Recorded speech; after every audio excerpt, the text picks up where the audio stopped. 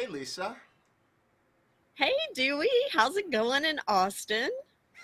it's awesome. It looks like you're hanging out outdoors in sunny Southern California. How's it out there today?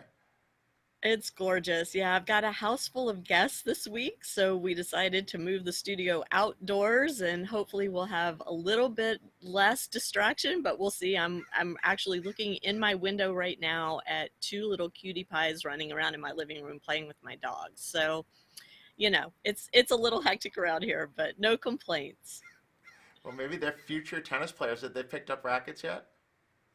I don't think so. They're 3 and 5, so they're a little bit young, but I definitely have a chat with their mom, who is my daughter's best friend from Atlanta. They're here visiting. They've been to Disneyland every day since Friday, so process that. Wow. Yeah, Better than standing in the lines at Disney World in Florida, though. I'm guessing it's a little more tolerable, not quite as hot and humid. exactly, exactly. And belated happy birthday to you. Well, thank you. It was a wonderful weekend spent with family and friends. Probably the best one I've had since, well, I'm not going to go back and date myself, but it was one of those milestone birthdays that people do a lot for. But it's the best one in a long time. So looking forward to the Awesome. next one. Another trip around There the you sun. go. Yeah, Just absolutely. wanted to let everyone know who would like to comment wherever you happen to be watching this today. I'm actually monitoring the comments on the Parenting Aces YouTube channel. So probably the best place if you want to join in and chat with us, get your comments to us so that we can interact back and forth.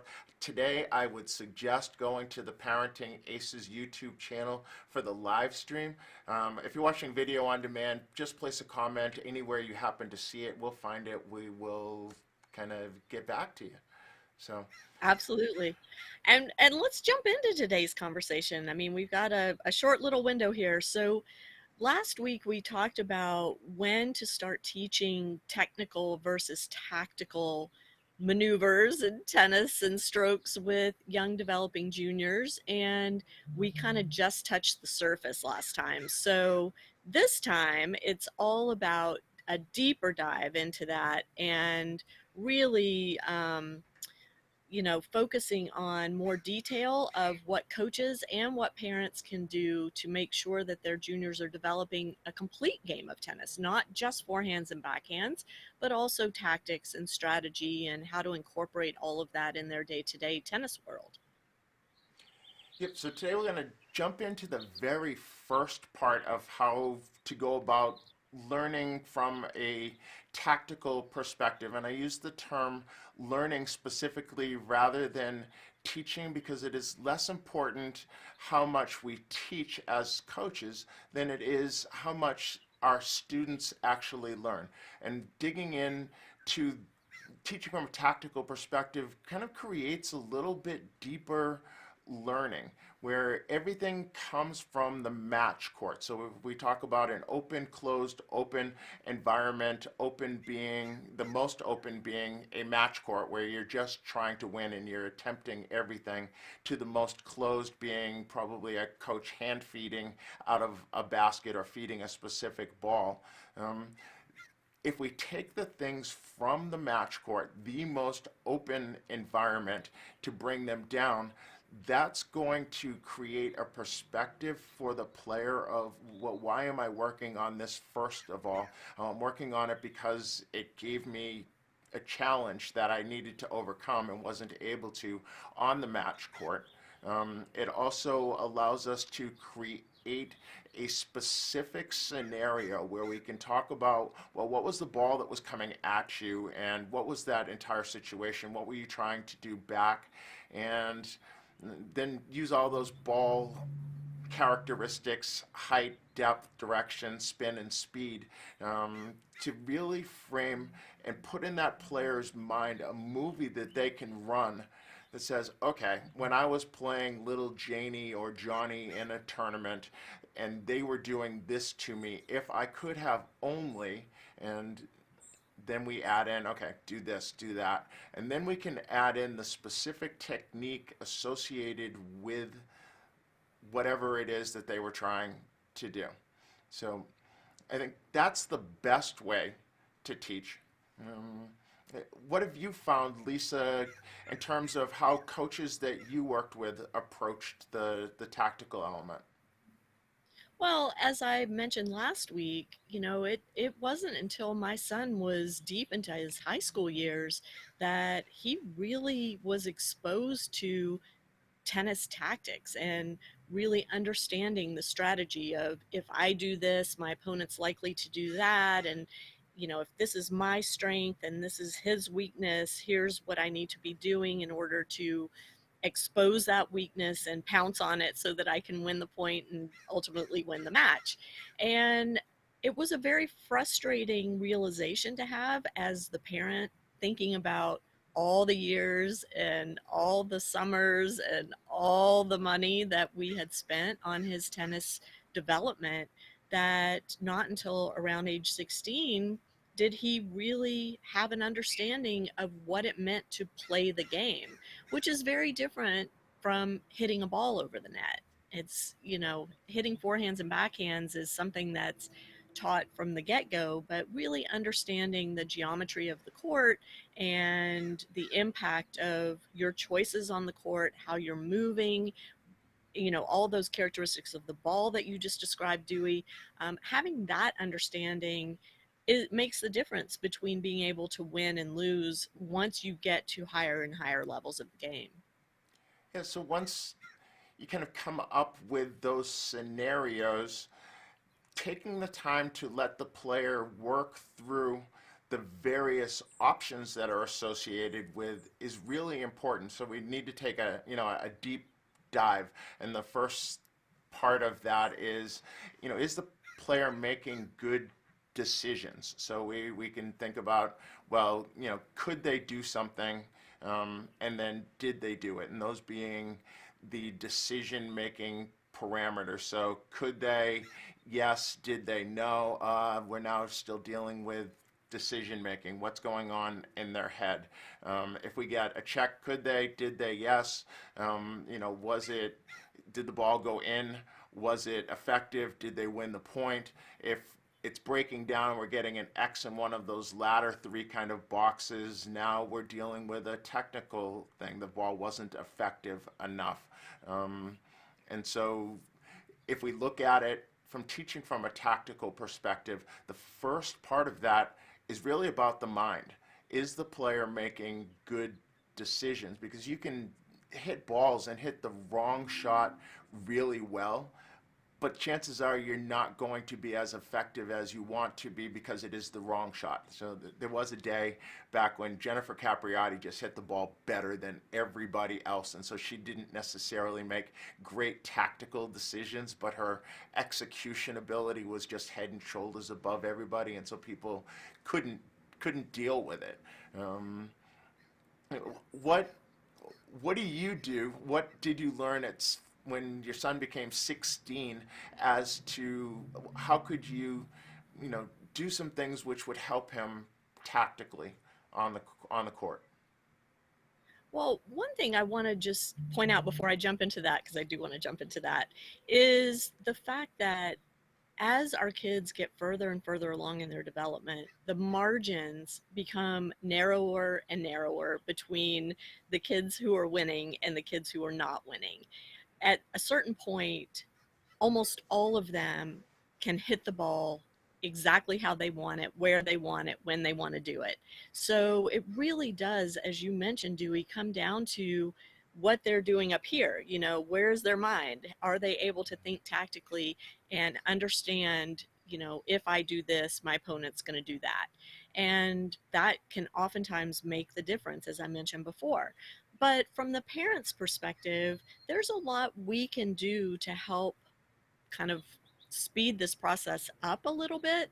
And the first thing that I found really useful was taking the time during my son's tournament play to track his matches. And when my son was playing, apps were just starting to be developed. So when I first started, I was charting using just a piece of paper and a notebook that I would take with me to all his matches. And not only was it a tool that provided his coach after the fact with some concrete evidence of what happened during the match if the coach wasn't there to watch. But more importantly than that, it gave me something to occupy my mind and my hands and my emotions so that as the parent sitting courtside, I could stay calm and I could stay focused on the thing that was important, which was, is my kid doing the things that his coach has asked of him in this match, and not get so caught up in, did he win that point? Did he lose that point? What's he doing out there? I didn't have to think about the stuff that makes us as parents so crazy when we're watching our kids play. It gave me the luxury of really focusing on some very specific details and then sharing those with the coach after the match. And then it was the coach's role to take that information back to my son and integrate it in what they were doing. So, did your son have specific performance goals which were coming from the coach, where he may have written those goals down on a little piece of paper that he could refer to during the match and, assess himself on those? Or was it something that was kind of pre-tournament that he went over with his coach? What were the things that you were specifically looking for that he should be executing on? There were things like, we've been working on a slice backhand and coming in behind the slice backhand approach. So I want, the coach saying to me, I want you to let me know how many times did he use that shot, and, was he using it effectively? Or, we've been working on the short angle forehand, track how many times he hits that shot and how effective he is with it in terms of, did he win the point or not win the point, or did he put himself in an offensive position as a result. Or we've been working on footwork patterns, so this match I want you to really watch his feet and let me know, is he doing A, B, and C in terms of how he's moving around the court, how he's recovering, is he doing a split step, is he, waiting in an athletic stance to return serve, those kinds of things. So very, very specific, So you were and that kept my brain monitoring focused. Yeah, so you were monitoring a couple of things. So it sounds like some of them were tactical. Was he using a slice backhand to approach, or was he using a forehand little roller to take his opponent off the court? But then also sometimes there might have been other components. So one that you talked about, Mhm. physical, certain footwork patterns was he using, and I kind of consider footwork more physical than technical. Um, and then maybe there Right. was also psychological. Was he doing things in Yes. between points and during changeovers to be able to manage his emotions and put himself in the right frame of mind? We use a couple of different things. I use a lot of Jim Lair stuff, the 16-second Hmm. cure and things like that. But at Austin Tennis Academy, they use a lot of Jorge Valverde um, Hmm. things, and we're doing some things in those areas right now. How did you find it helped him with you, being there and charting, and he saw that you were writing things down? How beneficial was that for him? Well, I think it was more, it wasn't necessarily that I was charting and writing things down. It was that he didn't look up and see my face contorted in this god awful expression when he missed a shot, or, it kept me focused. And so it gave him something neutral to look at in the bleachers. It wasn't, oh my God, I'm going to look up and my mom's going to be making this god awful expression. It was more, I'm going to look up and I see her focused. And so I don't have to worry that she's reacting to what I'm doing.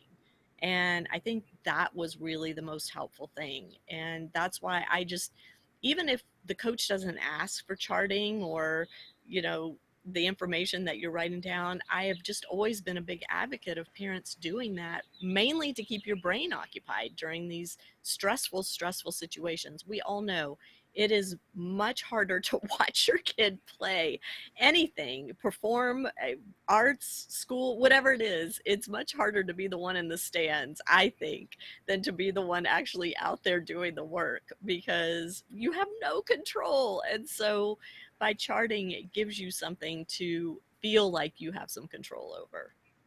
I, having been a parent to three children that are mostly grown, I guess one that's still in high school, watching my own kids struggle with anything is the absolute hardest thing I've had to do as an adult. I want to be able to jump in and save them, and you can't, especially on a tennis You court where you can't. can't even talk to them. Um, Right. and I think giving them something, a more stoic figure to be able to look at. Yesterday was a rain day, and so we had 17 kids in a classroom and going through some of the mental exercises. And we asked at one point in time how many of them notice when a parent leaves to go to the bathroom, or has an expression on their face, and I believe all but one hand went up, and so that person was probably lying, right? Yeah, Because exactly. they are hyper aware of the things that the parents do, more so parents than coaches, I think. Yeah. Because I asked, how are they with the coaches, and I guess they recognize with us that we often have more than one player to watch. And so when Hmm. we walk away, it may be to go watch another match, not because we're upset that they're missing a forehand. Exactly. Exactly. And I want to just transition because, gosh, this 20 minutes goes so dang fast. I want to talk a little bit about, too, Dewey, what we as parents can do off the court to help with this tactical development and this whole idea of helping our kids become better thinkers when they're on the tennis court. And that translates to being a better thinker in everything they do. But, there's some very specific things that we can do at home to supplement what our children are doing on the tennis court. And one of those things is investing in some tactical, strategic games that we can play as a family at home. Things like checkers when they're very young, transitioning maybe to backgammon and chess as they get a little older. They're board games like Risk and Stratego and Connect Four and Jenga, and I'm trying to think of all the games that we had in our house when our kids were growing up. But all of these games really cause you to have to think one, two, three steps ahead. What is my move going to do down the road that's going to impact my opponent in such a way that puts me in an offensive position? And that's exactly what we're asking them to do on the tennis court, right? We're asking them to think about, if I hit the ball here, this shot, what's my opponent going to do in response? Then what am I going to do? And then what's my opponent going to do? And how am I going to get that ball that's going to allow me to hit the finishing shot and win the point? Yep, I agree that, oh, can you see it? Yep. This is Yep. never far from us. We have several of them, and the whole thinking one step ahead. I think coaches refer to that as playing patterns, right? Right. If I do this, they're going to do that, and then I will do something else, and I can think, at least one shot ahead, particularly when serving, right? I have control of the first ball. I know where it's Mm-hmm. going. The opponent is probably going to do one of three things. They're going to hit it back cross court, down the middle, or down the line. And then I know right away what is my response going to be for each of those, so that I have a tactic in mind right off the bat, and using things like Right. chess and checkers, and I'm not sure tic-tac-toe falls in line with that, because there's no real way to win tic-tac-toe once your child is past 6. um, Yeah. True. um, but so do you advocate board games, or what's your thought in terms of the Sure. specific type of game? Do you have any? I mean, I think, like I mentioned, the games I mentioned, but also they're Mhm. card games that you can play. And especially when you are on the road traveling to tournaments. I mean, I know when I was a kid, we didn't have video games, we didn't have smartphones. So in the downtime between matches, when we were at tournaments, we were either playing ping pong or we were playing cards, whether it was gin rummy or hearts or spades. And all of those games require strategic thinking in order to be good at them. And so they're all things that can kind of spark the brain to turn on and start thinking along those lines prior to a match. Now our kids sit on their phones and check social media, or they, play solitaire, which I don't think it's a real good strategic game. It's a mind suck, but that's kind of about it. So I see that our kids aren't really doing that much in their pre-match downtime to get their brain kind of turned on and moving in that direction. And so I would encourage parents, when you're packing up the car or packing up the suitcases to travel to tournaments, make sure you throw in a deck of cards. Make sure you throw in a travel backgammon set or a travel chess set. And if your kid is the one who knows how to play all this stuff, and maybe their peers don't know how to play these games, it gives your child a great opportunity to be the teacher too, which is, it's a great role to put kids in. Um, I know we're coming down to our last, like, Yes, under two we minutes certainly here, so are. I'm And I, like, I I would go love ahead. to advocate that, all kids also develop some level of match cards so that they are writing down specific strategic Yeah, and tactical things that they're looking to do. And so starting with a goal and then developing a couple of tactical objectives that they're laying underneath it that they can then review after the match to be able to have an assessment of something other than just did I win or did I lose, that outcome goal. And there are certain tournaments where outcome is uber important. You get to your summer sectional qualifier or sectional closed. Those are real big events for most kids. And then, at a higher level, maybe the level one nationals or an ITF like the Orange Bowl, depends on, the level you play. So you get to that highest level, and outcome tends to weigh a little heavier and performance maybe a little bit less. I don't care if I play poorly as long as I win, winning ugly, so to speak. But then most of those other tournaments, the lower level tournaments, are designated in the southern section, an SCMZ here in Texas, where maybe I'm going to put a little more emphasis on performance and a little less on outcome. And then there's always those local tournaments where, like, I'm just here to work on stuff that it weighs so heavy, and who cares if I win or lose? A little bit easier before the internet, where everybody saw if you had a loss to yeah, somebody that you'd never lost to, right? Um, yeah. so if I And can Dewey, advocate that, you've developed some match cards, right, that y'all use at Austin Tennis Academy, and I think we're going to have a link in the notes for the show on the on demand version, right? So that yes, people can take a look we at will that. put an example of a match card that someone would Great. develop in the description, and please feel free to use it, but make it personal. If we One that I share will probably be of either a specific person or a fictitious specific person. But an example will be down in the description, probably tomorrow. Probably tomorrow. Awesome. Perfect. Well, it's been another fun, quick 20 minutes with you, Dewey. I look forward to next week's show. And in the meantime, if any of our viewers have comments or questions or suggestions as to how we can make things better, please don't hesitate to put those in the comments on either of our YouTube channels, Parenting Aces or Tennis 2020. And Dewey, as Or always, email it's us, been right? awesome. Or email us, Oh, or yeah. call us if Yeah, you're for close sure. to us. We've made Yeah. changes in just 3 weeks based on some feedback that's come Yeah. from other people. So thank you very much for tuning in.